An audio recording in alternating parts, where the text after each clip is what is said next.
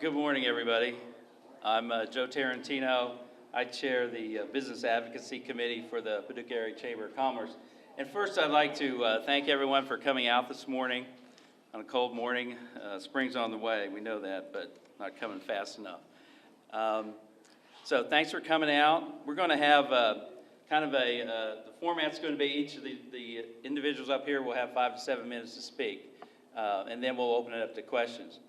But before I jump to that, I'd like to introduce Deborah Edmonds. Where's Deborah? There she is, our chair of the board for the Paducah Area Chamber of Commerce. And our president, Ms. Sandra Wilson, in the back there. This is an opportunity we wanted to give the community to come out and voice their opinions and things, and hear from our legislators. So we thought we came up with this idea recently, and that's great to see so many people out this morning. I do want to tell you that on Tuesday, this past Tuesday, a group of about 25 of us were in Frankfurt lobbying and twisting our representatives' arms for projects here in the community. And our priority projects, as you know, in the fall we went through a process to identify those projects. And I'm just going to touch on them just very briefly. Our capital project is the West Kentucky School of Art and Design. That's a $6 million project, and as you know, the governor is looking at a concept to really support all the community colleges in the state through a bond, through using bonds, but that has not passed, and we'll probably hear about some of that today. And then on to our transportation projects, transportation infrastructure. Our top project is what we call the Inner Loop. It's basically Friendship Road from Lone Oak over to Olivet Church Road. And that is it is in the governor's plan, 6-year highway plan, but it's not, it's pushed out a little bit. And we talked to Representative Watkins about it, and we also met with representatives, or the individuals from the Transportation Department. The second one is the widening of Blandville Road from Olivet Church out to the new Commerce Park. The third one is the interchange at Hinkleville Road 924. That's a priority project because we want to try to ease the congestion around that area.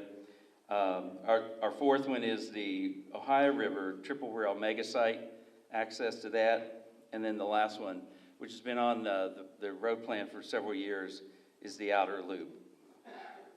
I just want to say with that, those are our projects, our priority projects. We also have a group going up this coming week. Leadership Paducah is going to take a group up to Frankfurt and also meet with representatives and talk about the projects also. So there's a lot going on in support of in support of Western Kentucky, and it's great to see so many people out today. So with that, I'm going to start. Each of these representatives will have about 5 to 7 minutes to make some comments, and then we'll open it up for questions. And if you're representing a group or a group of you here, we'd like to try to control that in that try to limit so that all groups get equal amount or pretty much equal amount of time, so we don't stay on one topic, and we'll be monitoring that. So if you get cut off, don't be offended. All right, we're going to start with Representative Coursey. There you go. Thank you, sir. Thank you. Well, thank you for having me this morning. And Sandra was out there in the parking lot motioning me to come on in, said we're about to get started. We came in on 2 wheels, running a little bit late this morning, but I guess it's better to be late than to be the late Willie Coursey. So it's a pleasure to be with you today, and I appreciate you letting me be first on the program. My wife, Nikki, who is here, stand up, Nikki, is here with us this morning, has committed us to head on out to the Polar Bear Plunge. Oh, yeah.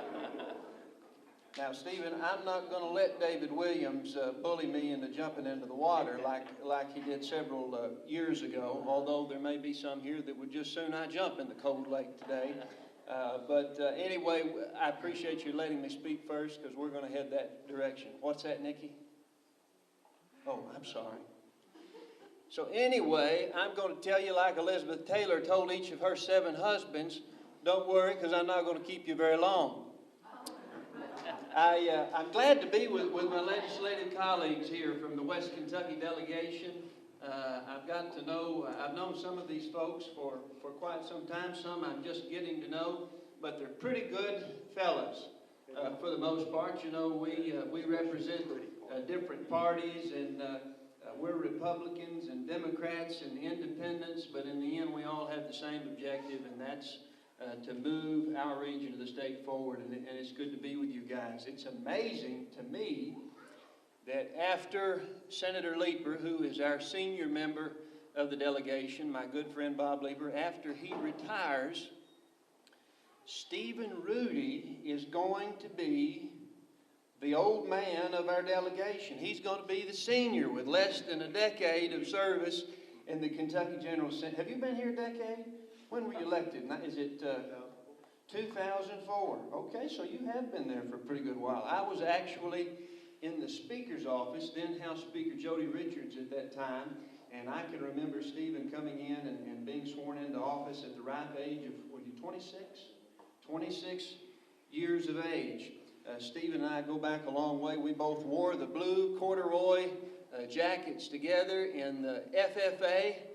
I believe in the future of agriculture, and Stephen still does. He charted his course, of course, in agribusiness, and still has that farm, Rudy's Farm Center there in La Center, very successful business. But I was asking Stephen the other day about his experience when he first came to the General Assembly, and he said, well, Willie, to tell you the truth, I wasn't all that familiar with Frankfort. I hadn't been there very much.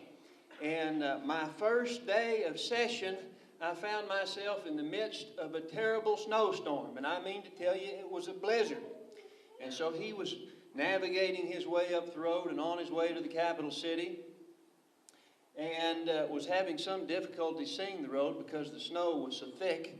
And he remembered back to the advice that his father Jack had given him some time ago. He said, son, if you ever find yourself in a blizzard and you're having trouble on the highway, find yourself a snowplow and get behind that snowplow until it's safe enough to get off the road or the snow subsides. And so Stephen did just that. He found himself a snowplow and got behind one of our able transportation cabinet highway department members, and he followed that snowplow, and after a good bit, he even dialed his dad up and said, Dad, I just want to thank you for the tremendous advice that you gave me some time ago. I'm going to make my way to the Capitol safely. And so he followed that snowplow religiously, probably for an hour and a half or so, until all of a sudden the red brake lights on that truck came on in front of him, and that driver jumped out of the cab of that diesel, and he made his way back to Stephen's truck and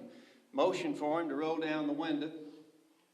And he said to Stephen, he said, son, and he spit tobacco juice, he said, I don't know where you're trying to go, but if you'll give me just a few minutes to clear this Walmart parking lot, well, I'll help you be on your way.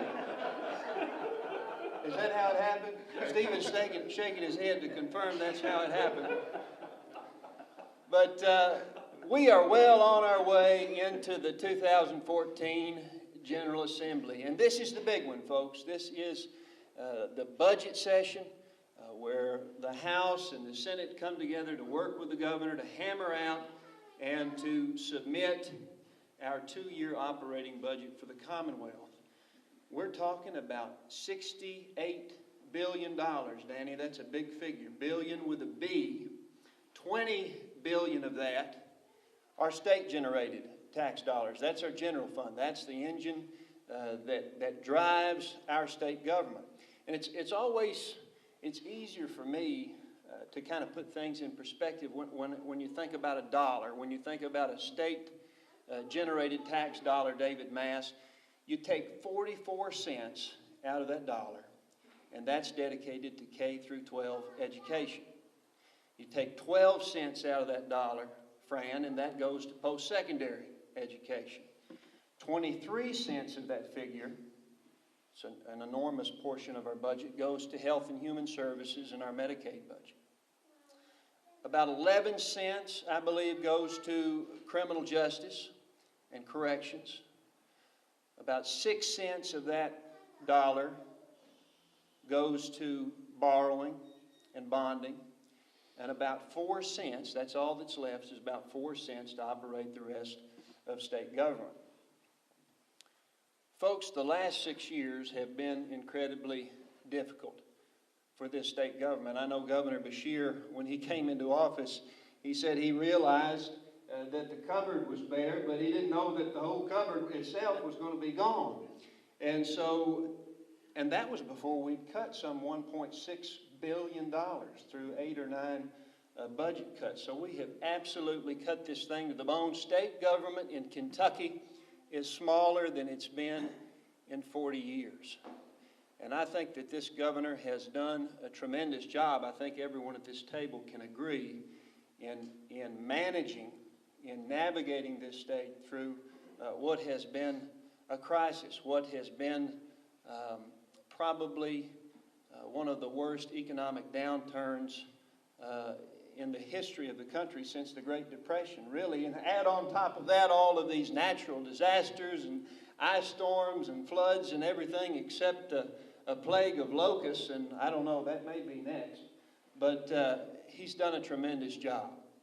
But we've still got a lot of tough choices to make. And we're going to be facing another round of cuts. But I think you'll agree, and I think that each member of this delegation will agree, that the governor's budget's priorities are in the right place. Folks, if we're going to be the kind of state that we want to be, we have to invest in education. Lana Bliss, do you agree with that? We have to invest in education. It wasn't so long ago that our brand in Kentucky, before it was Unbridled Spirit, was Kentucky is the state where education pays. I actually prefer that one. And I tell you, if we're going to be the state where education pays, we're going to have to pay education and pay our educators. And I'm committed to doing that. You know, it wasn't so long ago, Richard, that our motto in Kentucky was thank God for Mississippi, because we were the only state in the Union that lagged behind, or they were the only state in the Union, rather, that lagged behind Kentucky in educational statistics and standards. And we're not going to go back to that day. This governor's budget puts some $200 million over the next 2 years into the basic funding formula, the SEEK program, for Kentucky students. $200 million. That brings us back up to the 2008 levels. There's about $100 million in there that will go towards textbooks and teacher training and safety. I'd like to see a little bit more, Lana, in terms of technology, and we're going to be working with our Appropriations and Revenue Committee to maybe boost that figure up. Governor Beshear wants to expand preschool enrollment by 20%. That would add 5,100 more children to the program. I know it's the Kentucky Chamber of Commerce's priority. I know it's Paducah Chamber of Commerce priority to invest in early childhood development, folks, because that's where it's at.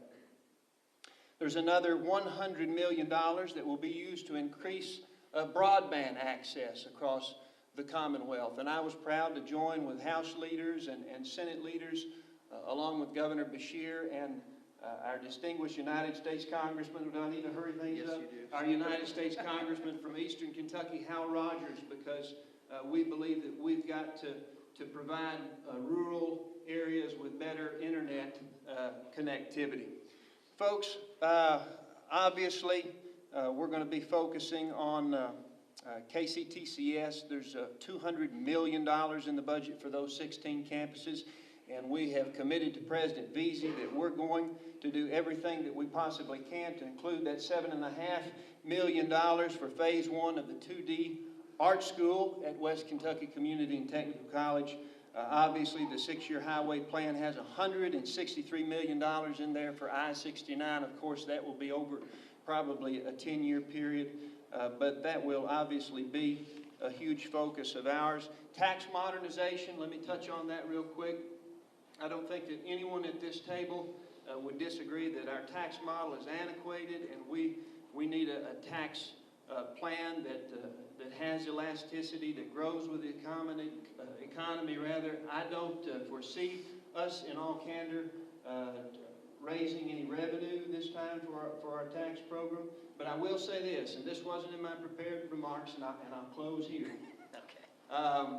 We're going to have to, at some point, and the federal Congress is looking into this, at some point we're going to have to look into internet sales tax, folks. It's absolutely crippling our local economy, our local retailers, because what you've got is folks that are coming into our local appliance stores, and they'll come in and take a picture of their camera phone and go home with that model number, and they'll purchase it online, and it's an incredible competitive disadvantage to our local retailers. Obviously, it's a federal level. There's nothing that we can do right now except to try to be prepared to take advantage of when the Congress or the Supreme Court makes a decision to allow us to make those collections. I thank you for the opportunity to be here. You've got some great legislators, and Gerald Watkins, who's doing a tremendous job, and I regret Senator Leeper isn't here, but he's my dear friend, and I'm going to miss working with him. Thank you. God bless.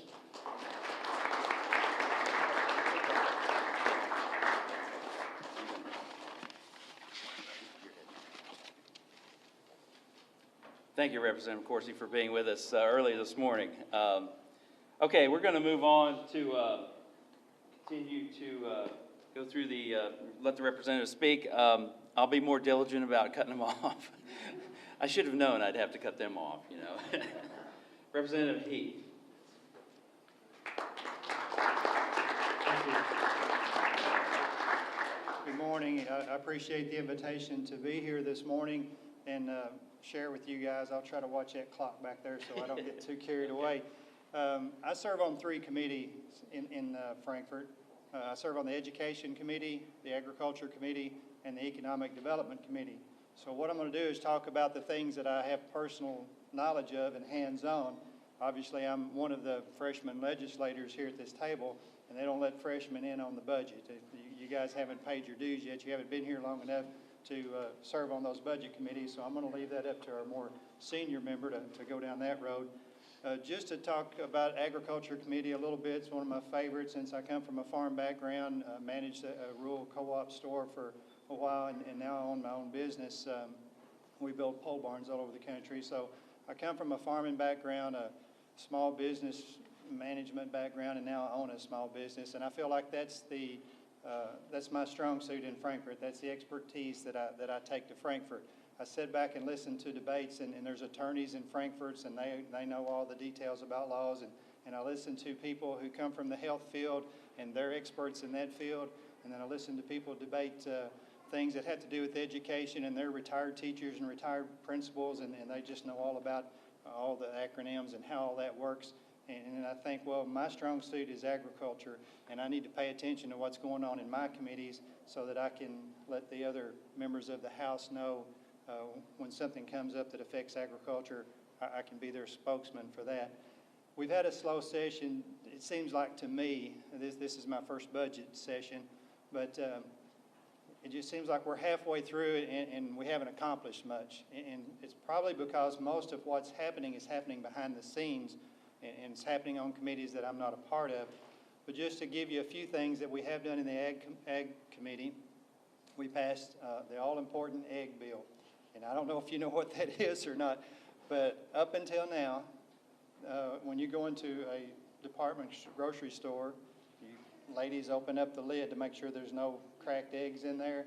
Well, if there's a cracked egg in there, it's against the law to take it out and put another one in its place. So we have passed a bill that you could, as long, I'm serious. I'm not saying they didn't do it, I'm just saying it was against the law. So we have passed a bill to make it legal. The only thing is that person has to take a little bit of training. There has to be a person there on site with a little bit of training, and they have to make sure that the egg that they put in place of that broken one comes from the same lot number, has the same expiration date, and it's the same size, you know, large, medium, or small, and so the customer is not getting ripped off.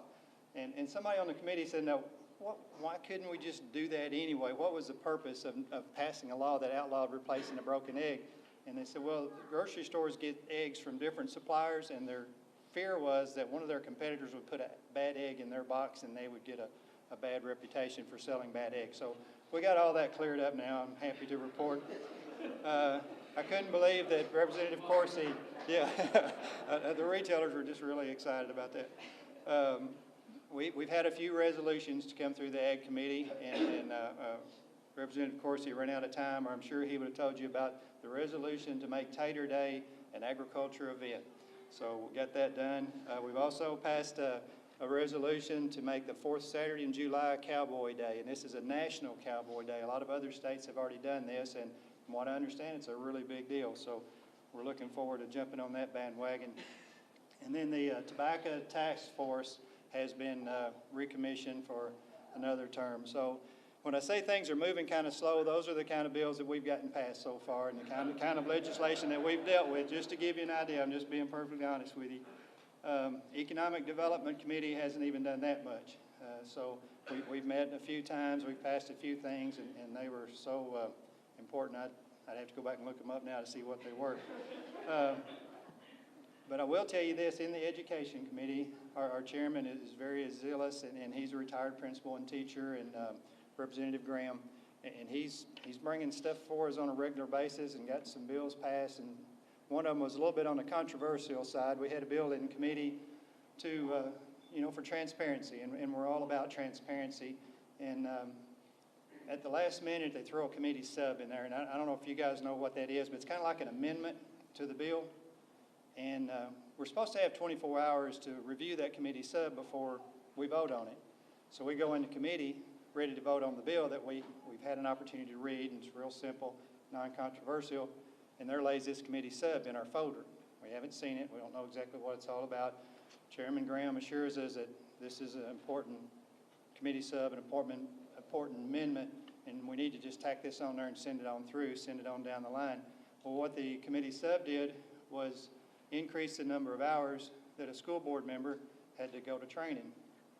The way it stands now, if you've been a school board member for 8 years, you've been going through training every year. Well, by the time you get to the 8th year, you're only required to take 4 hours of training, and this doubled it to 8 hours. So seems kind of small and insignificant, but what we found out was it's another unfunded mandate on our schools because they have to pay for that training.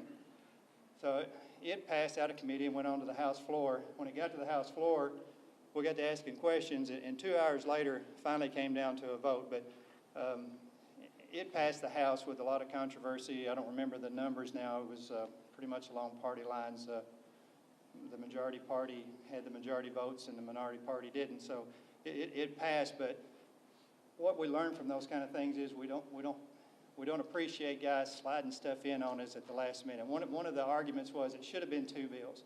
We should have been voting on a transparency bill, which we're all in favor of, and then we should have had a separate bill that dealt with continuing educations for superintendents, and we should have had time to talk to our superintendents and our board members about that piece of legislation to find out how they felt about it.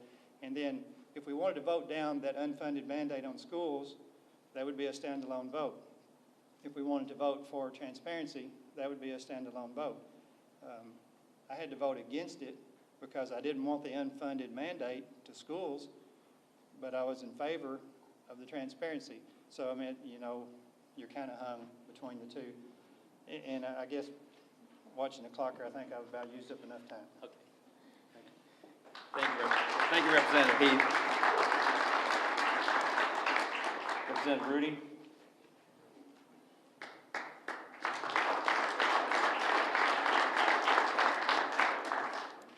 Hope to go last so I could just fill in the holes. Halfway through the session, very, very important session. Representative Coursey talked a lot about the budget and the difficulty there. I am on that Appropriations and Revenue Committee, and I've decided that the appropriations are a lot more fun than the revenue. But we began the dialogue this week finally with taking up comprehensive tax reform.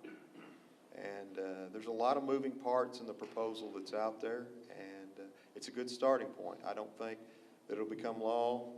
Representative Coursey alluded to the fact that I know it won't become law like it is. I don't even know if we'll have be able to get it underway this session and get it all the way through the process. But I think it's time to begin that dialogue to look at what's going on with our tax structure and what we can do to get it aligned with the new economy. Senator Leeper, I wish you were here because he is the budget chairman over in the Senate. And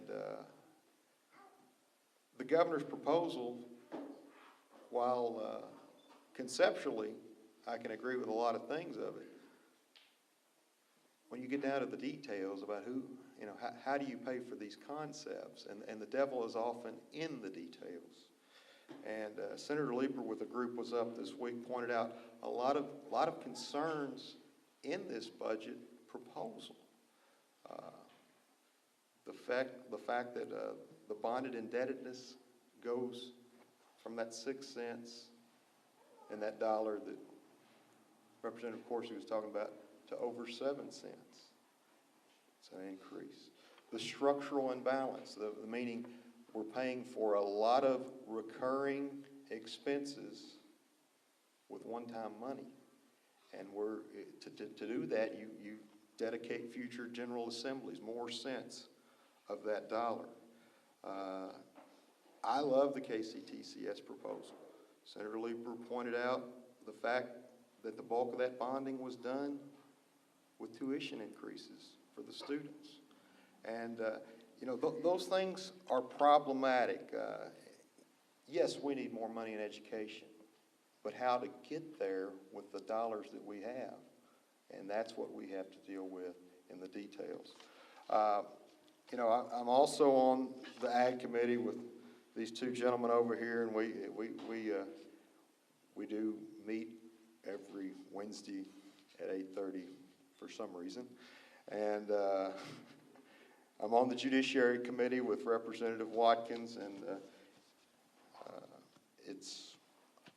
that committee is truly the most bipartisan committee in Frankfort, because everything that deals with the actual law, the criminal and civil laws, when you think about lawyers and the things that go on in the courthouses, that goes through that committee. And it's a room full of, I think Representative Watkins and I are maybe the only two non-attorneys on the committee. And it is a room full of conspiracy theorists looking for loopholes to get their clients off. And I've been on there since day one. You know, Will talked about my first day in the Walmart parking lot, but they put me on Judiciary, and I'm completely blown away at how crazy things get off on. And now, you know, the conspiracy theorists, I thought that's what it was, a room full of conspiracy theorists. And now I've been on there 10 years. I found myself to be one and start looking for this. We also have, I'm on the State Government Committee, Vice Chairman of that. We deal with a lot of things. Major pension reform that went through last year went through that committee, and you know, we're doing a little bit of cleanup on that this year, and it's, you know, anything dealing with that those last 4 cents of that dollar usually goes through the State Government Committee, so we've got all that under the way. You know, we're halfway through the session. Over 600 pieces of legislation have been filed. 600 from the 138 of us. That's, do the math, it averages about 4.33 each. Some have more, some have less. But that is a lot of proposals of changing the current laws to be dealt with in a 3-month time. And they won't all make it. Matter of fact, we're halfway through and 2 have made it so far. And there'll be a lot more come up, but we're almost, I don't know, we got a lot to do and a little time to do it. And pray for your input, pray for your, covet your comments, and look forward to answering your questions. Thank you, Representative Rudy. Representative Bechler?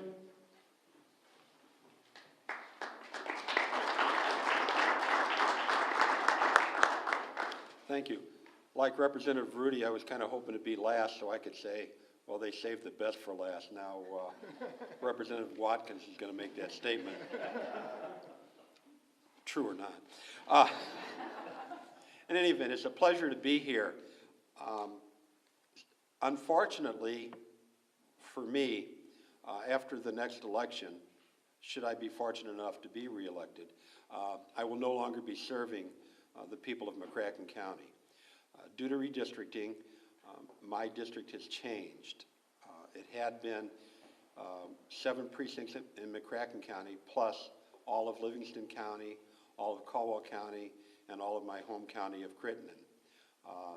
Because of the population shift, I will no longer be able to represent the good folks in McCracken County. However, I will be picking up a number of good folks in Christian County. I'll be representing 8 precincts there.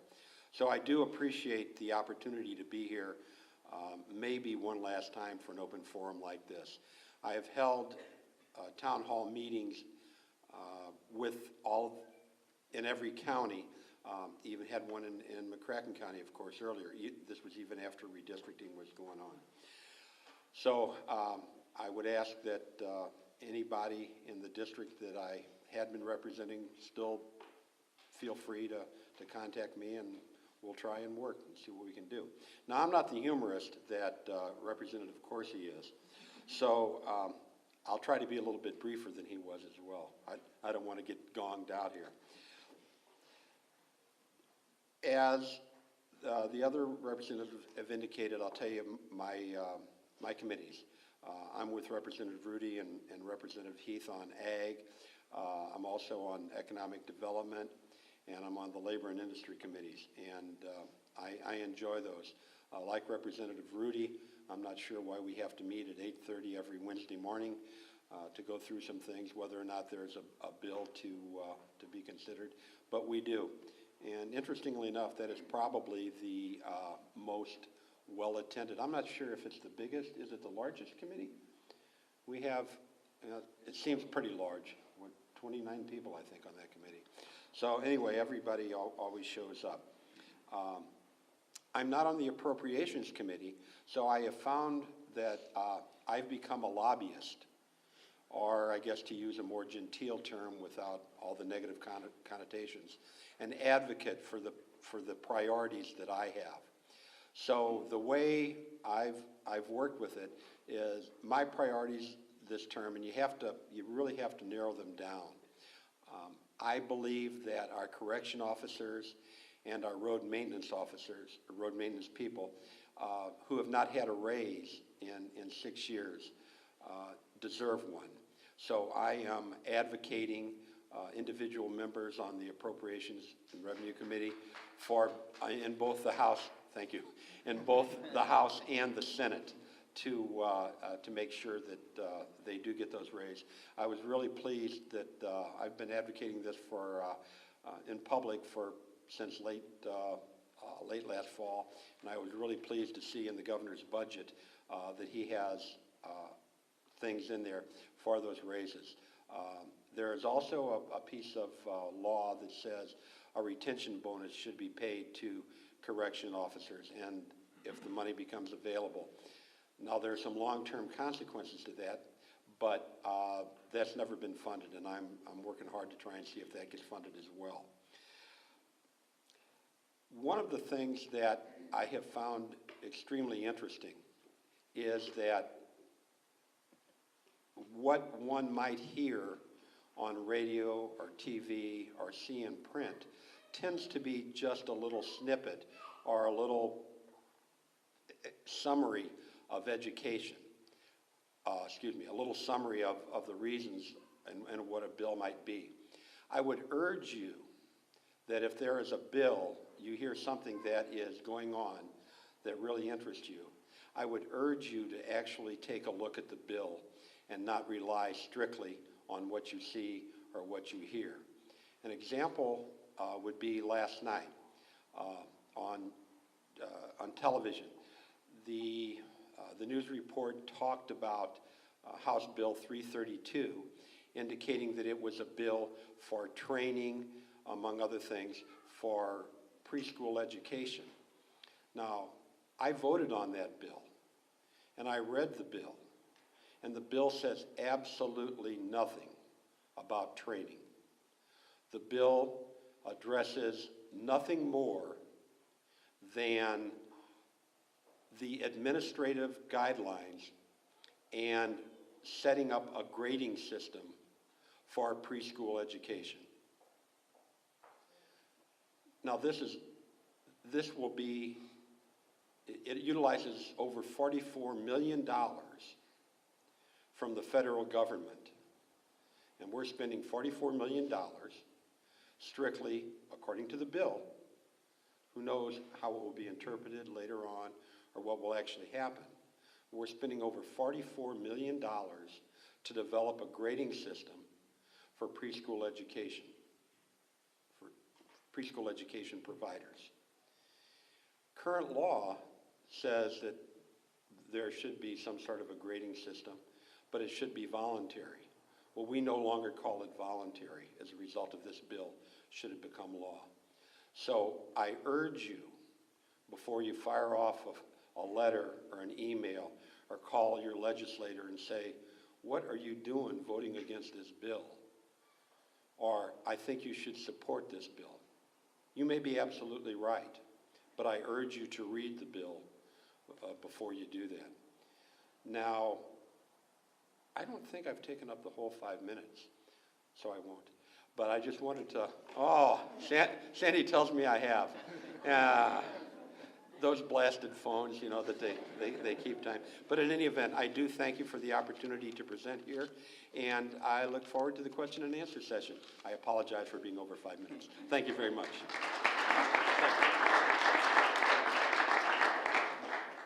Representative Watkins.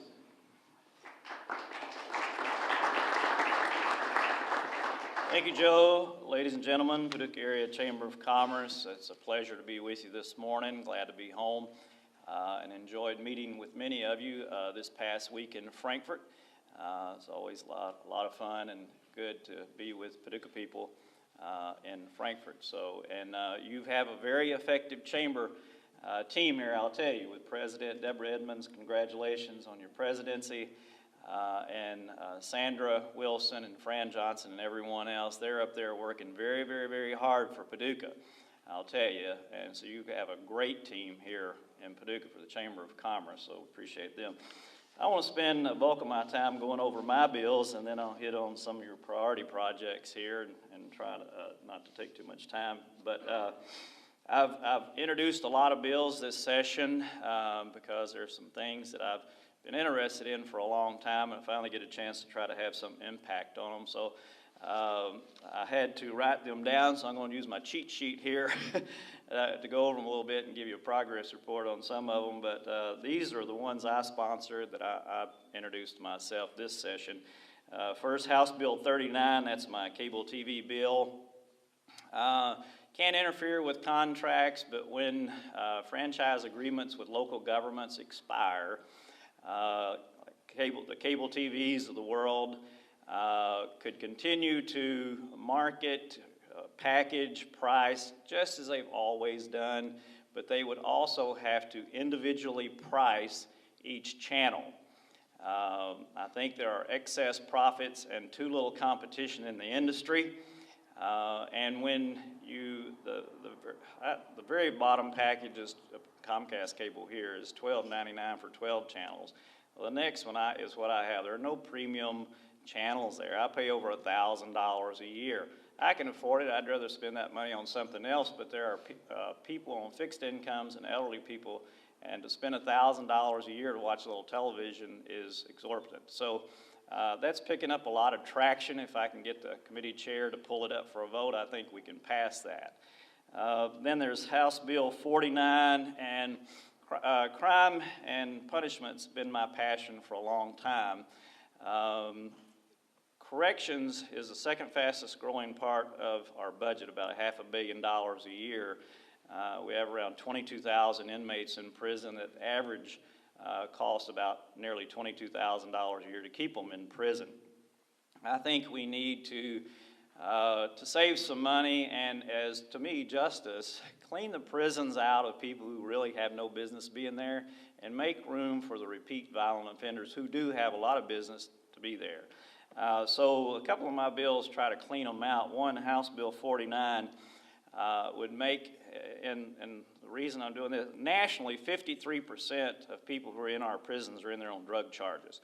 And it must be about the same in Kentucky, because my bill, out of 22,000 inmates, my bill will affect 14,000, so it's a little over half that are in there on drug possession charges. So my bill's for personal possession. I don't care what it is. If it's personal possession, it's a misdemeanor, mandatory treatment, faith-based community could be an option, and community service. That'll clean over half out of our prisons. It should. And then another one to try to clean out is, let's see, where'd that go? House Bill 54, which won't be as effective and probably is not going anywhere, but it would increase the felony threshold from $500 to $1,000. You know, you can go steal a suit at Dillard's and be facing 5 years in prison. To me, a little bit ridiculous. But anyway, those two bills are designed to get people out of prison who have no business being there. And then to make room for those who do. House Bill 50, 3 strikes and you're out. 8 states have passed that. The U.S. Supreme Court's upheld its constitutionality. So the third independent conviction of Class A or Class B felony, it's life in prison, no probation, no parole. House Bill 51, booking photographs. This passed the Judiciary Committee, overwhelming margin this past week. And Mark Bryant was the one who brought this injustice to my attention. It was endorsed by the Kentucky Jailers Association. You have websites, there's 3 of them that we've been able to find that do this. They will upload mugshot sites from like McCracken County Jail and put them on their site. And then your charges could be dismissed, you could be found innocent, everything adjudicated, whatever. Your record's expunged, but somebody's got your mugshot with your charges out there, and Judge Kaltenbach was kind enough to drive all the way to Frankfort and testify on my behalf on that bill. He knows someone who for 10 years that has been out there haunting them, and they charge you almost $500 to take it off their website. They won't take it off unless you pay it, and if you pay it, they transfer it to another sister site, and then you got to pay another $500 nearly. So it's just an extortion racket. So my bill makes it a Class D felony to charge someone to remove a booking photograph on these sites, commercial sites. So I'm real optimistic on that one. That'll pass. House Bill 52 would lift the nuclear moratorium in Kentucky. That's one of your priorities here for the chamber.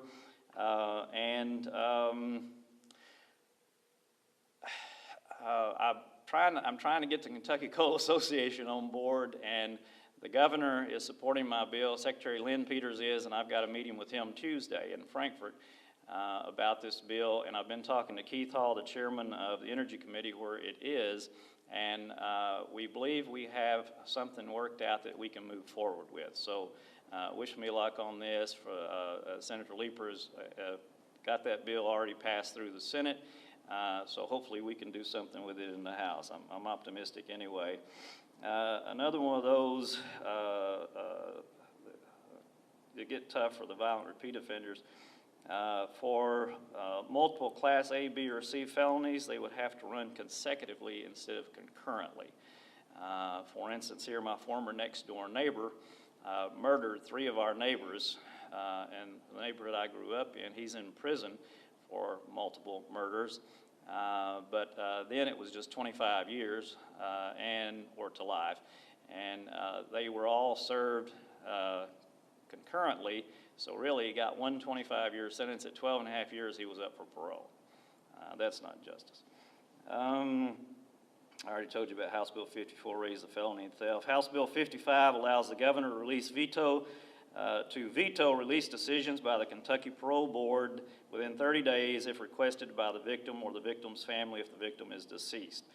House Bill, I'll go through these real quick. House Bill 103, well, I know our mental health system is broken, and this would, you'd have to consult with district court and a family member before admittance and then before release, and then there'd be a 6 months It's kind of like a mental health parole officer, if you will. We have got to do something in the area of mental health. Judge Kaltenbach told me about 3 different families who have a child in prison for murder because they couldn't get any help for their child. And experience out at the college, an employee had the, excuse my language, the hell beat out of him. They had to call an ambulance by a guy who went to Hopkinsville and stayed there about 2 weeks, was released again, and I found out that that was the 25th time that he had been arrested for such an activity or something similar. We've got to do something in that area. House Bill 104, I'm almost done. Assault on a private security officer would be a 3rd-degree assault. That would be a felony instead of misdemeanor as it is now.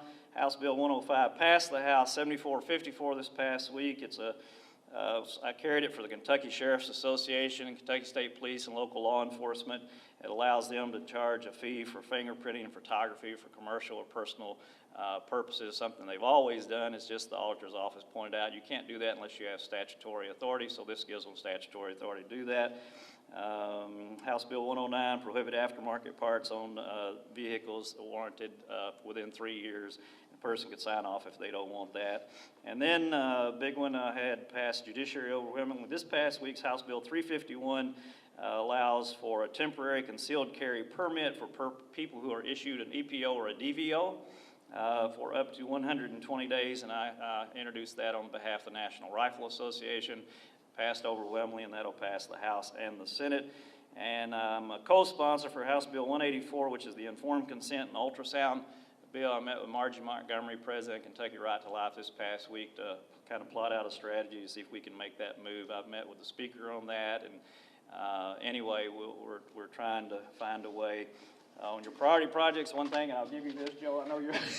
I'm moving in closer and closer. Yeah. You're going to put me in a headlock in a minute and take this thing away from me, but on your priority projects, the inner loop, North Friendship Road, I have to mention this because it had everything else is in place where it's supposed to be, but this was moved back several years, and so I met with Representative Leslie Combs, who is chair of the Appropriations and Revenue Budget Review Subcommittee on Transportation, for 30 or 40 minutes or so, whatever it was. A good visit last Friday, week ago Friday, and we found the money, and that is in this year's budget, $1.6 million to move forward with that study. So that is has been moved up to the front where it needs to be. So that has happened. So thankful to get that done.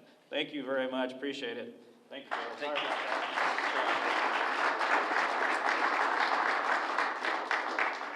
Okay, we'll open it up for questions. Who wants to go first? Try to get your mic if you want it. Address any of the representatives or...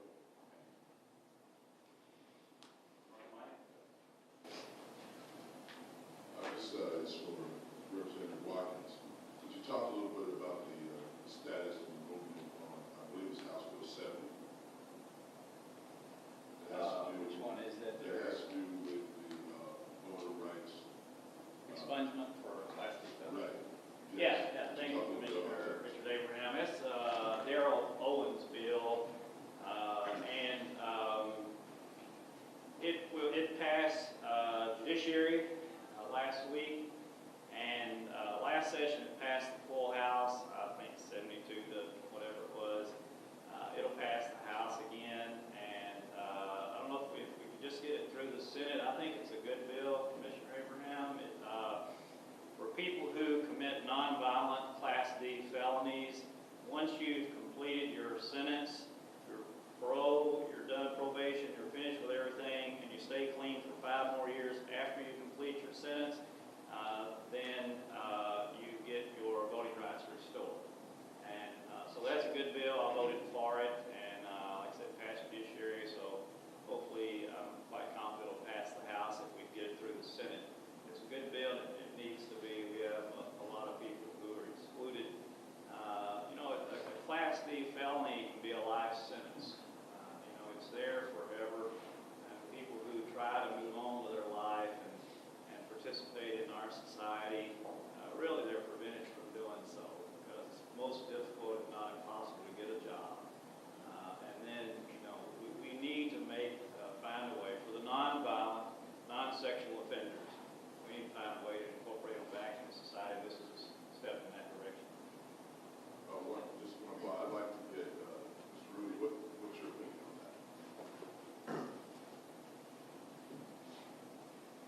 clarification purposes, are we talking about expungement or the right to vote for felons?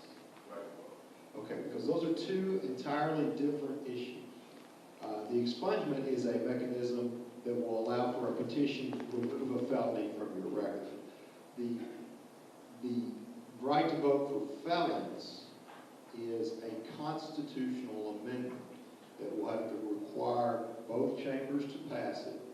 And both of those bills are being considered in the House. Matter of fact, the felon's right to vote has passed the House already and going to the Senate. And United States Senator Rand Paul is actually scheduled to testify in the coming weeks in support of that bill that truly has bipartisan support. It's about creating a mechanism of forgiveness that a debt paid to society is marked complete. So that Felon Voting Rights Act, but the Kentucky Constitution says right now that felons cannot vote. So this mechanism, should it pass the Senate, it would then go to the voters to be ratified in November. It passed the House overwhelmingly, and I really believe with bipartisan support for the first time since I've been there, and I think we voted on it 4 or 5 times, that it may make it all the way to the ballot for the voters to decide its fate in the fall. Thank you. Who's next? You can jump up if you want, anyone mind.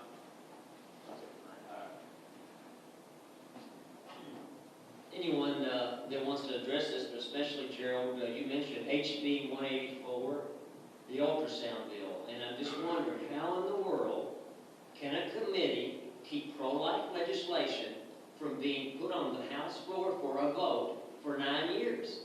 It's a black eye upon the Democratic-controlled committee that won't allow that. This is a bill that will save lives. We're talking about eggs here today. The bald eagle is more protected than an unborn human. And that is terrible. And what is being done about it? You mentioned it. I really appreciate you mentioning it. But what can we do? 9 years. We've got 59 co-sponsors to this bill. It only needs 51 to pass. And yet it will not be released. And for 9 years, this committee has held it up. What can you do about it? What can our legislators do about it? And what can we as a citizenry do about it to see this bill pass? Yeah, great question, Jim. I appreciate that, and I agree with your frustration and a lot of people. If we could get it to the full floor, I believe everyone would agree, probably 85 of the 100 House members would vote for it, and I know the Senate would vote for it. It would pass. Health and welfare, Tom Birch from Louisville is the chair, is the holdup. And unfortunately, it's 8-7 Democrats over Republicans. All the 7 Republicans vote for it. But the committee is stacked with very liberal, pro-choice Democrats from Louisville and Lexington, and mostly. And anyway, we have, I'm co-sponsor 184. We went to the Speaker knowing what its fate would be to try to get him to move it to Judiciary where we could pass it out. And he said he wasn't opposed to that, wasn't opposed to the bill, but he was not going to have a knockdown, drag-out, divided Democratic caucus. So he said, you take it to the caucus, and if you can get a majority vote out of the caucus, I'll move it to Judiciary. That's one option. The other is to go ahead and take a chance in Judiciary, but Richard Henderson, who is the chief sponsor, doesn't want to do that because of being mistreated there. Dr. Watkins, no relation from Henderson, is one Democrat that has voiced support for it in the past, and he kind of confided that there's just too much pressure, so much pressure on him, and so he's reluctant to step out there. Another option is to try to get some pro-life Democrats on health and welfare. I put it down as one of my top committees, and Larry Clark, I'll go ahead and tell you, is the one who basically makes up the committees from Louisville. And he called me and he said, you don't want on Judiciary, Tom Birch is a tyrant, it's a brutal committee. this, all this stuff. And so they didn't put me on health and welfare, but I asked the speaker, I said, why don't you put some pro-life Democrats on health and welfare? And he said, well, anyone that wants to get on there can get on there. And I said, well, I assume you consider seniority when you make committee assignments. And he said, that's part of it. But he said, to be perfectly honest, none of them try to get on there. Well, I tried to get on there. So, you know, we're going to try to get some senior pro-life Democrats to try to get on health and welfare. And so, you know, I'm optimistic, I'm hopeful, but I know it's a struggle. But that is the problem. And, you know, So what can we do about the problem? Pardon? What can we do about the problem? I mean, something from the Democratic caucus or from the leadership there, the pressure needs to be put on Mr. Burge. When you have a bill that needs to be passed for 9 years, do you know of any other legislation in our state that you can say for 9 years has had support and would be passed, and yet it can't be because a committee won't release it? Is there another law like that that you know of? I can't think of any. Representative Rudy might be able to, but I can't think of any. But you know, Tom Birch is 82. At some point, he's got to retire. But I'm just, you know, I'm going to try to get some people, pro-life Democrats, to try to get on health and welfare, because you know, that to me is what's needed, because it'll pass the full floor, the overwhelming majority, Democrats and Republicans, and it'll pass the Senate. But it's just getting it out of that darn committee. So that, you know, that's the holdup. To answer your question, change the Speaker of the House at the ballot box in November of this year. Elect for the first time, and we will do more for life, liberty, and the pursuit of happiness of Kentuckians if we will put a Republican majority in the House in November. I'm not going to endorse that option. The quickest option. I was just going to say, it's the quickest option, Gerald. The way the House rules read is that the committee chair, and it's the same with the Senate, the committee chair has pretty much absolute power over what bills are brought up. Now, the Constitution says that the House or the Senate can call the bill out after a reasonable amount of time. So the way it actually works is, if the committee does not hear a bill, the way the rules are interpreted, if the committee does not hear a bill, then the full House can call for the bill to be brought out. The reason that hasn't happened is because of the anti-life people who are on the bill, who are in the committee, and they will have a vote, and it will consistently be 8-7. So once the vote is held, then the full House has no option to bring the bill out. So I concur with Representative Rudy. The quickest way to do it is to flip the House next year. I don't want to pass this one up and not put my 2 cents in. I'm one of the 59 co-sponsors. Pro-life legislation is one of my hot buttons, and one of the reasons I decided to run for office. And I find it very frustrating that the system is stacked in the way it is, and when you have a piece of important legislation like this, you can't get it out of committee. I don't know if you guys realize this or not. Maybe you do. You're probably the more informed group, but all 15 committees are made up of 54% Democrats and 46% Republicans. Every committee is chaired by a Democrat who's appointed by the House leadership, and all those committee chairmen answer to House leadership. So we saw a similar frustration a year ago when we were trying to get the hemp regulations put in place. So if the federal government allowed us to grow hemp, we would have a set of regs in place so Kentucky could be one of the first ones to do that.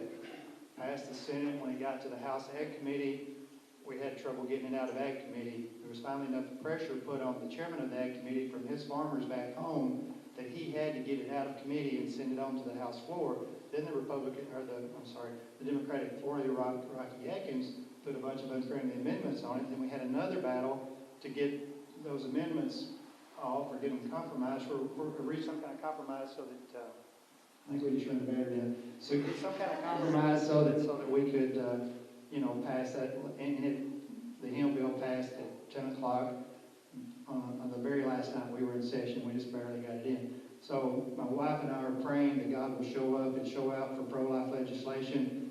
Chairman Birch will move on in some form or fashion. And then when that comes up for a vote, perhaps there'll be a couple of members have a 24-hour vote that day or something. But so we've turned it over to a higher power. Thank you. We're going to move on to the West Kentucky School of Art. I want to thank each of you for the work that you all are certainly doing for our state on so many issues, but I also, on behalf of West Kentucky Community Technical College and all of the 16 colleges across the state of Kentucky, want to really encourage you to continue to think about and support the Build Smart initiative that the governor has placed in his budget proposal. It's obviously something that we believe will bring great economic and educational opportunities to Paducah, but across the state as well. So thank you for your work, and please consider supporting this bill. Thank you, Ashley. Next topic.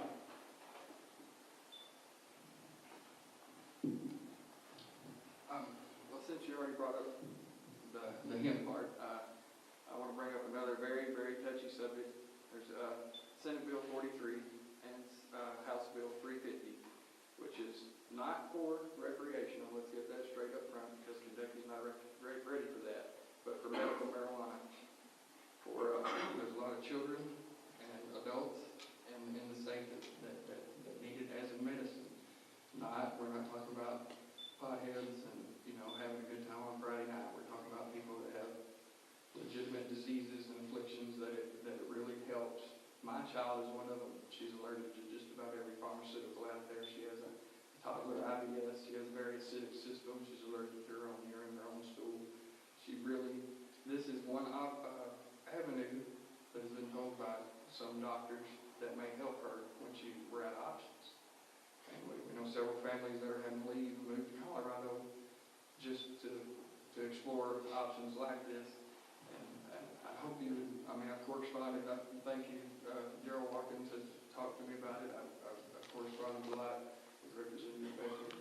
And I've talked to two of you today, just a little bit to start. And my wife, she works day in, day out on this issue. And I hope y'all would consider at least looking at it, like I said, as a medication, not recreation. Am I wrong, is there another Senate bill that has been filed besides those two that you just mentioned?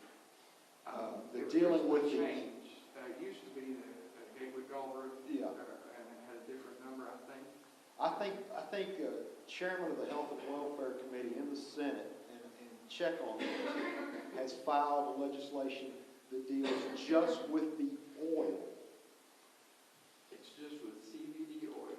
Yes. So what that does, you're breaking it down into a very small group of people that it will help. The whole plant is what's needed, which is what the two bills that are going through now. She's trying to fight it, and I know Florida's trying to work on it too. But it only covers a very small amount of people. And the children with Dravet syndrome, the seizures, the heavy seizures. Right. It does help with that. But there are many others, and including cancer, which is coming out more and more. I know everybody's really skeptical about it, but San Jose Gunther did a big thing on it recently, and it covered the cancer, the seizures, and things like that. I'll be honest, because of the connotation, the first time I ever had the entire Frankfurt press corps in my face was over industrial hemp, and that was the last thing I ever imagined it would be about when I filed for office in 2004. But I think with the connotation and this, I think maybe this step, last year it was industrial hemp, and there may be some things we can adjust in that for that seizure thing. And I think it will happen in my lifetime. I really do think we'll see medical marijuana. And I've got But I think this Senate bill, I can't even remember the number on it. It's SB 43, the House Bill 350. But the one on just for those seizure. No, this is the whole plan. Right. I'm saying that one that you want, I know you want the whole plan. I think the one that just does that oil thing has a lot better chance, which will lead to you in the future. What I'm talking about is still an oil. We're not talking about smoking pot. We're talking about an oil that's ingested under the same kind of medicine. So it's not smoking, but it's this, instead of taking out that one component that only helps one thing, it uses all the components to help a broad spectrum of diseases, including cancer. And it's been proven. Okay. Somebody over here has a question. Individually, I'd like to hear what you all feel are the major obstacles to tax reform. Very quickly. I don't see any personally. I feel like at least the majority of Democrats want to move on it. The governor wants to move on it. Kentucky needs to move forward on it. If we're going to become competitive, encourage more business investment in this state, bring in more job and economic opportunities, we need to revise the tax code. It needs to be more business friendly. It needs to grow as the economy grows. So I'm looking at the tax reform commission that John Williams was on, and I've talked to him many times and sat down and listened to him for a good period of time about that reform effort, and I agree with most everything that's in it. It's a good plan. The governor is supportive of most all of it, and it's out there, and I support it, and I think we need to move forward on it. And I would say, and I understand their position, but I have to say, I think very firmly, if you look at a lot of different factors, including redistricting, the Republicans are going to maintain control of the Senate. There is no doubt about that, and keep probably as many seats as they have now. The Democrats are going to maintain control of the House. I feel very strongly that's going to happen. There are benefits to being part of the majority of the money, to move forward with North Friendship Road, lifting the nuclear moratorium, things of that nature. KCTCS funding, I've got assurances from the Speaker that money is going to be in the budget, and we will move some pro-life legislation eventually. It's frustrating, but it will happen. So I encourage you to keep a Democratic majority, especially in the West. Okay, the question is, what are the hurdles to tax reform? I think that we're finally having the dialogue. Again, back to the problem is we can talk conceptually all day long, but until you have an actual document in front of you, which rolled out this week, that took in several parts of the proposal of that tax commission. And there are a lot of good things in it, and the dialogue has begun. Democrats and Republicans are the red flags or the concerns are the parts, not so much the parts where it goes down, but the parts where it goes up. And there are winners and losers in all tax proposals and tax changes. A lot of heartburn and concern, and I'm not saying this is going to hold it up, but the pension tax is certainly an area where we started looking at that taxing of the pensions. The fact that some vices, bourbon industry are treated very well. Some vices, cigarette industry, are not treated so well. The winners and losers, that kind of thing, that's what's going to hold it up. I mean, that's why it's not gone on yet. Is the tax decreases on the income tax enough? And that we now have a starting point. I really think the dialogue will begin. I don't think we can get it done in the 24 days with so many other things and the 500 other bills, not to mention the budget that we've got to get done. I think it will happen, whether it be in a special session, and probably in a next session will be the time to do it, because next year's not an election year. And that's the political reality.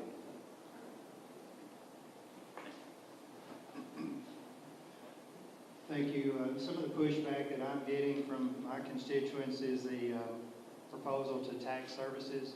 I run into that all the time, and I'm also hearing opposition to increasing the cigarette tax from 70 cents to $1. I represent all of Grays County and 5 precincts in McCracken County. Grays County is a large tobacco producing county, as you know, and so those tobacco farmers don't mind stopping me anywhere I run into them at it and saying, we don't want taxes on tobacco increased. We don't want smoke-free Kentucky, and so that's the pushback that I'm getting on the budget. And obviously, and I'll explain to them like I did with you guys earlier, I'm going to get one shot at that budget. When it gets to the House floor in its final form, I'll have an opportunity to vote yes, or I'll have an opportunity to vote no, and that's going to be my input on the budget. Thank you. I think one word would be time. It's been my experience, the limited time that I've been there, that the majority of bills that eventually get passed are brought up more than once. I also don't see the will in Speaker Stumbo to actually push to bring it forward. He's actually made a statement earlier in the session, before the session, that he did not believe that it was the proper time to bring it forward. I think David had So for those of you that have been there for a little bit and have dealt with the nuke moratorium issue, isn't it safe to say that it is the House leadership that has withheld the movement of that bill for an extended period of time, even after Representative Watkins showed up? We certainly got it out of the House every year, every session. We've even got it out of committees in the past on the House side. But we could never get it called to a vote on the floor. We had agreements on the House side on the Senate side to pull the House bill back, and was frantically told by the chair of that committee to pull it back. So while yours is a very macro issue, this micro issue that's important to our region has been held up by that same leadership. I'd like for each of you to comment on that. I'll go ahead and tell you that the opposition is the Kentucky Coal Association. It's coal, and the leadership in the House and Senate, most of them are from eastern Kentucky, and they've taken a big hit, competition from natural gas and EPA onerous regulations that are destroying the coal industry in Kentucky. But the plan that just may move it is pairing coal with nuclear for the carbon footprint rather than with gas. That might make it acceptable. So, and the chair of Energy, Representative Heath, is kind of intrigued with this, and if Kentucky Coal will buy in, he's good with it. So it's coal, but we're trying to make the bill. We'll have to change it with the committee sub, but make it acceptable to the Kentucky Coal Association. If it is, it'll move. The coal thing's been done. That was appeasement 3 years ago. It says you can build a nuclear reactor in Kentucky as long as the number one source of creating that industry, that reactor, is conceptual in view. Over 50% of it has to be coal-fired generated. That doesn't exist. I'm sorry. So therein lies the problem. Every surrounding state has no nuclear moratorium in place. Tennessee's bringing their reactor on. You know, they've done the fault line scare. We've heard every excuse in the world. They are beholden to an industry.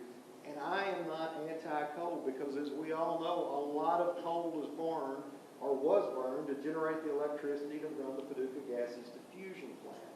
And this is typical of Western Kentucky. We take a second fiddle to everything they want because they are so Eastern controlled in the House with the majority. The 6-year road plan. We've been talking about the outer loop for 10 years, maybe longer. The widening of Highway 60 has been in the 6-year road plan for 18 years. 18 years in the 6-year road plan, and they still haven't done the first thing on it.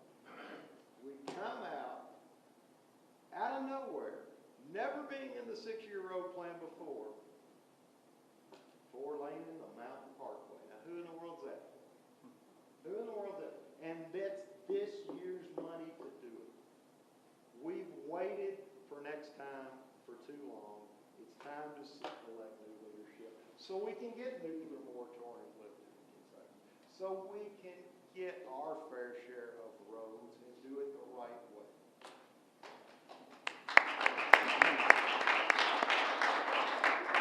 Obviously, we agree on that. If you don't mind, I'll use the mic. My wife tells me I'm soft-spoken. I think I'm talking loud, and she said, no, they can't hear you in the back. It was interesting, right after my election, went to Frankfurt for freshman orientation in December, and the governor's office calls and wants to set up an appointment to have a sit-down and greet the new member in the House. And we did, and he was very cordial, and his wife came in, and my wife was there, and we had a nice visit. One of the first subjects he brought up was lifting the nuclear moratorium. And I said, well, I'm on your side on that. And he said, you know, that will help you out down there in Paducah with USEC. And I said, I agree. I think we're behind the 8 ball on that. We need to catch up.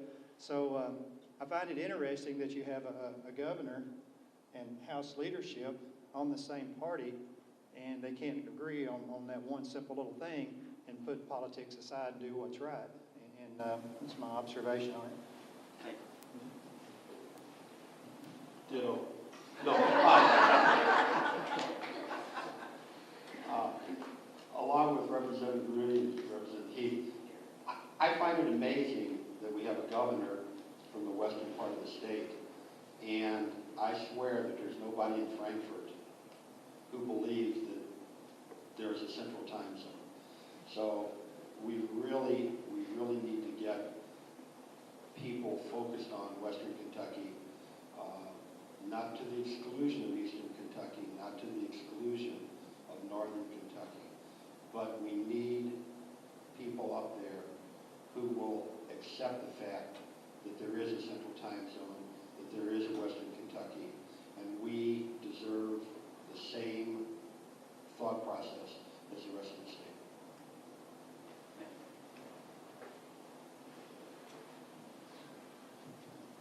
As a member of the Governor's Tax Reform Commission, I'd like to make a couple of brief comments about that proposal. The first issue is that I think that it's critical to understand that we have an elasticity problem of our revenue stream. Our revenue is not growing with the economy. The consultants to our commission scheduled it out and said about year 2020, that's 6 years out, that we will have to find another $1 billion a year, because that's the slope of the elasticity ditch that we're in. So if we want to think short term, we forget that, we ignore it. If we want to think long term, we think about how we restructure to do that. There are only 2 items in the governor's proposal that address elasticity. One is the expansion to luxury services, and the other is the change on the pension system. Obviously on the luxury services, the choice of what services is flexible. On the pension, the governor has gone far more liberal than the committee recommended. If you do a comparison of the surrounding states, his proposal is still very liberal. We're coming out of a ditch that was created with the General Assembly back in the 90s when 100% of retirement dollars were exempt. Now, I'm retired and I enjoy that $41,000 exemption today, but I'll lose it with the change. So, but I think what we're doing is wrong.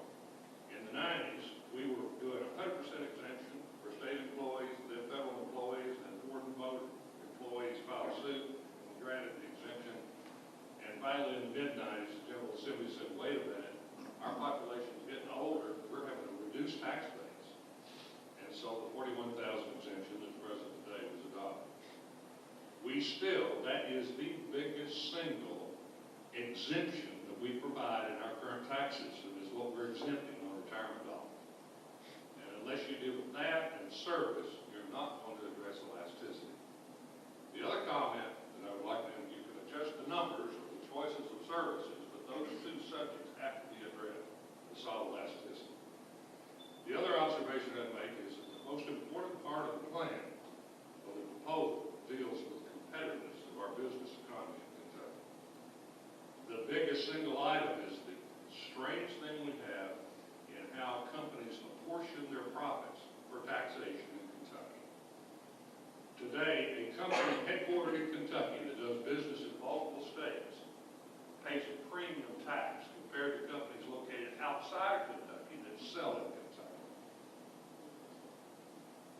The typical outside state company pays an average 3% tax. The typical in-state company pays 9% tax. And any company looking at Kentucky that's planning to do business in multiple states, if they don't recognize that, they got their head in the sand. It is a major competitive weakness of our state. Now, there are other items in the proposal that deal with competition. But I think we're talking about competition, competitiveness, and jobs. Fortunately, in the last session last year, you addressed the problem of car dealing. Again, it was a major weakness, competitive. Those are my two observations. I won't go beyond that. There's obviously a lot of flexibility in the governor's proposal, and I hope that you'll get in there and work with it. But keep in mind elasticity and competitiveness. Thanks, sir. Any quick comments on that? We're going to just touch a couple more topics, and then we're going to wrap up today. Any comments on tax? I think that dialogue has begun now, and I'm looking forward to working with them. I sat down with the Lieutenant Governor Wednesday night and pledged my access and willingness to work.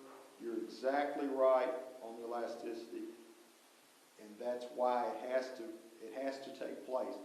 But what we also deal with is political realities, and everybody's scared about the November election. Yeah. And that's, I'm not saying it's right, but it's what it is. Thank you. You know, I did have a company to do business out of the States. I served 16 years on the American Truck Association's tax policy committee. I'm familiar with what you're talking about. Problems still exist. Now, we had a way of selecting a billing hours by mileage, and we'll eventually get that worked out. But that is part of the tax policy. But I've got one thing dear to my heart. I've been very interested in small children. It brings a light to my eyes. I was 40 years old before I realized how lucky I was to have the parents I had. And we see these little kids coming in now, and certainly the governor's on the right track. And education is, I hope, will follow this part. When you get into starting with kids, kindergarten, pre-kindergarten, and so forth, that is not a science, that's an art. And the first few years those teachers had up through third or fourth grade, it's still more art than science. You can't let that child move to the second grade or third grade where they can't read, they haven't learned anything about reading, their math doesn't work. And they're starting in middle school now. There's certain qualities before they go on to high school. I think that's excellent, because the worst thing you can do to a young person is make him think that he's never going to do a job he cannot do. And that's what's happening in our lower school system. I say this with some experience. My mother was a school teacher. She taught first grade in Sedalia, Kentucky. I went to her my first year at school. No one should have that experience. So I had never had teachers. My first wife taught. I taught a little classroom work in the military. But it is so important that those children get started off right and not let them get out of there so they can do what they have to do at the first grade level, the second grade level, and the third grade level. And too often, teachers are looking to all the education knowledge. No one wants to be graded. Hell, I wish I hadn't been graded in college, but I was. But you cannot let those children move on on something where they can't read, write, or do a little math. You're hurting them, and you're hurting the whole system. The people are doing later on will pay the price. We'll pay the price in our industrial base in the state. So that's a real natural aspect that we don't want to lose. Thank you.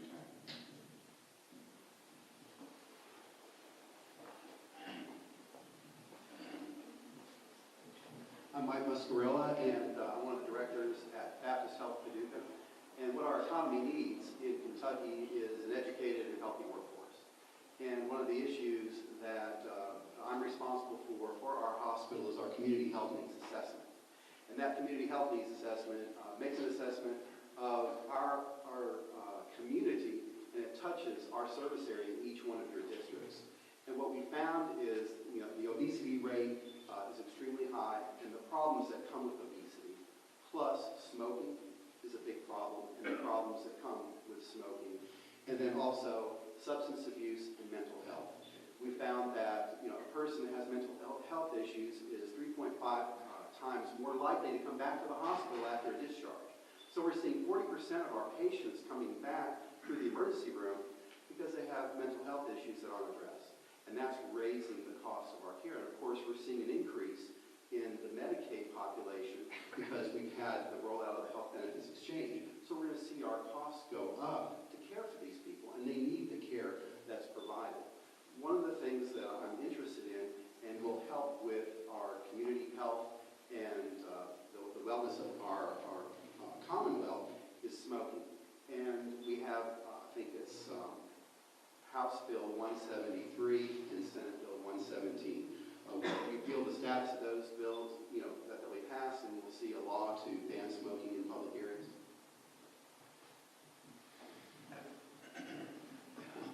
Thank you, Mike. It's excellent comments, and I've tried to be a leader in a number of areas, and one is on the mental health issue. We need to address that for a lot of different reasons. It's broken nationally, it's broken in Kentucky. And I agree there are a lot of different things that need to be done to improve the health of Kentuckians. It affects the bottom line, that's for sure. And last session, when the smoking ban was, we had a hearing in committee, and I spoke in favor of that piece of legislation, and I will on the floor of this session. It has passed committee and it's going to the full floor. I don't know if it'll go anywhere in the Senate, but I think it'll pass the House. But it'll save a lot of money in the long run, save lives, and I think it's a good piece of legislation. I think it is in the orders of the day, which means it can be called for a vote at any time. I don't know that it will pass the full House. I'll be honest. It is not a Democrat-Republican issue. It is a rural-urban issue.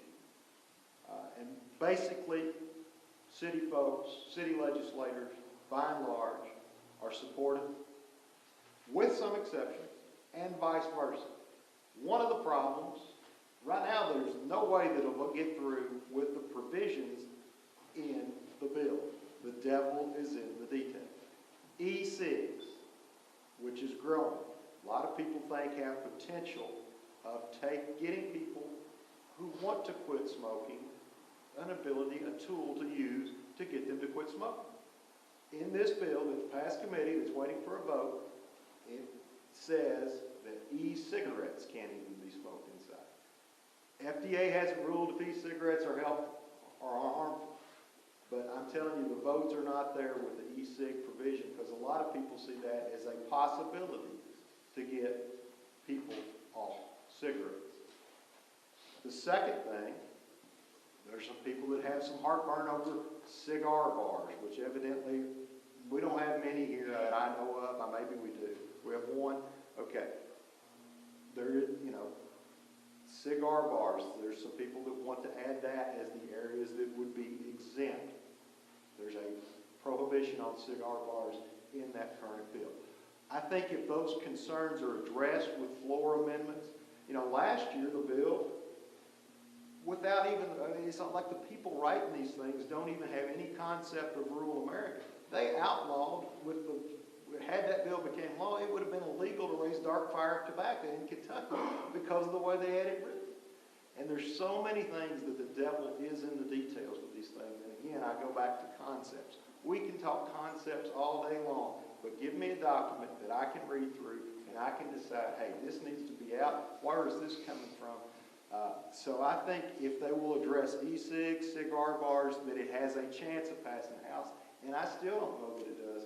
We'll be able to, because I know I had a conversation with pretty candid conversation with a member of Majority House leadership. He said, we're looking at maybe losing as many as 20 Democrats. How many Republicans do you think will vote for this? So, I mean, that's not, if it's going to pass, it's going to pass with bipartisan support. And I don't know if it's there. I don't even know what I'm going to do on it. I'll be honest. I will not vote for it with the e-cig provision in there.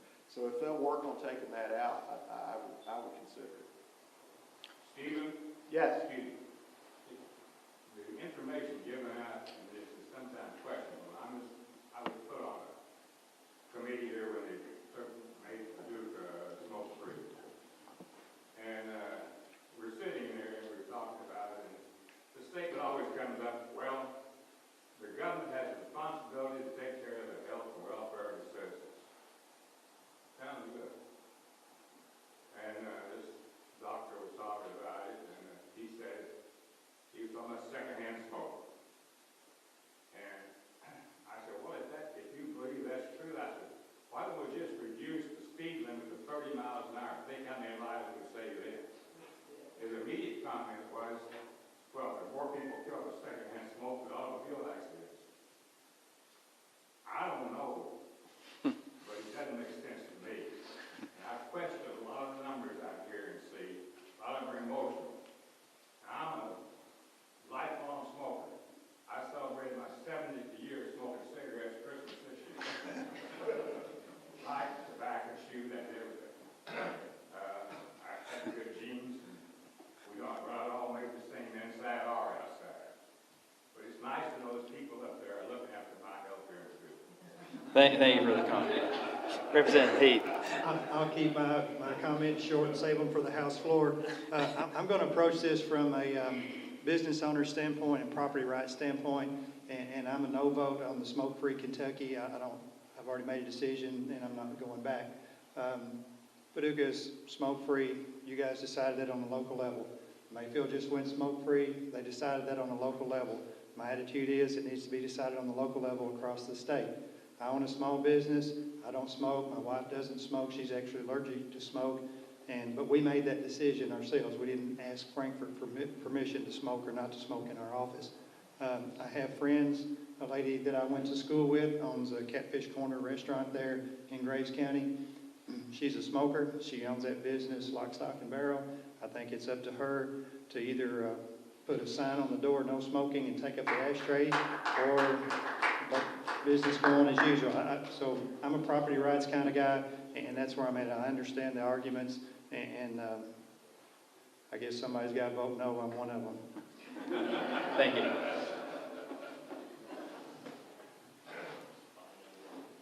One of the nice things about being in Frankfurt is you get to take a position. One of the bad things about being in Frankfurt is you have to take a position. Like Richard, I'm a no-vote. I'm a property rights kind of guy. I don't smoke. I choose not to go into a restaurant that allows smoking, but it is not my place to say that restaurant, as an example, cannot allow smoking. I am a big believer that the best government is local government.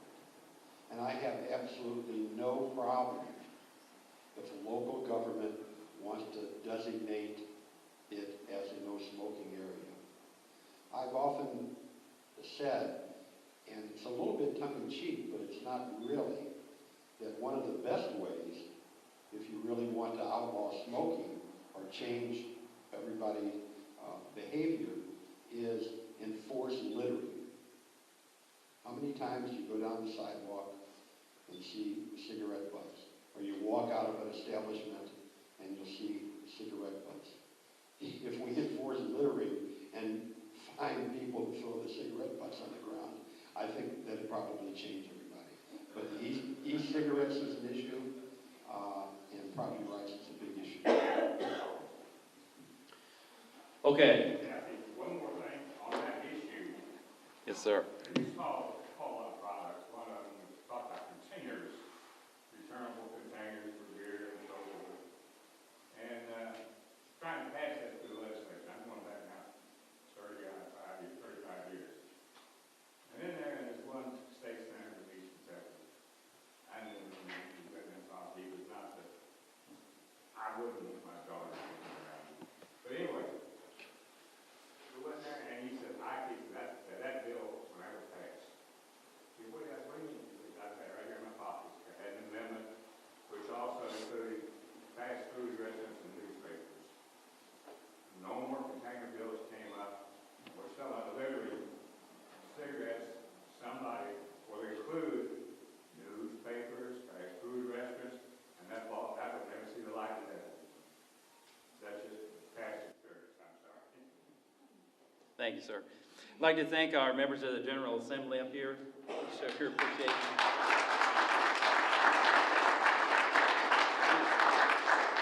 We do appreciate you coming out on a Saturday morning and spending some valuable time with us, and it's been informative. Thank everybody for coming, and the exchange was rather enlightening. Thank you.